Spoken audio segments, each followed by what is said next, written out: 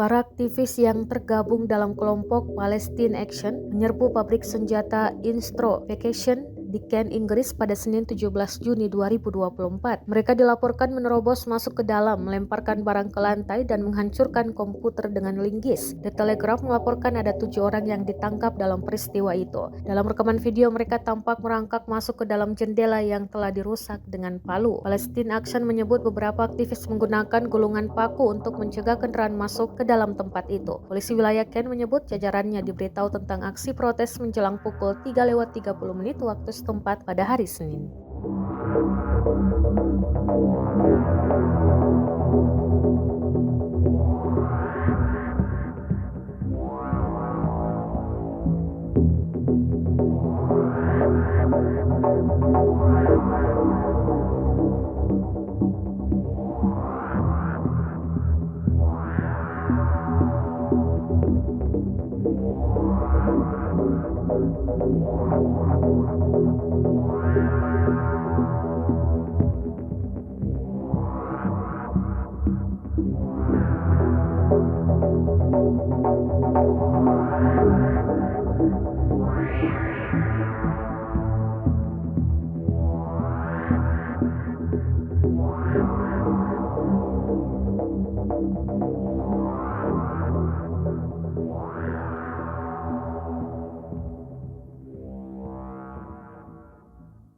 Download Tribun X sekarang, menghadirkan lokal menjadi Indonesia.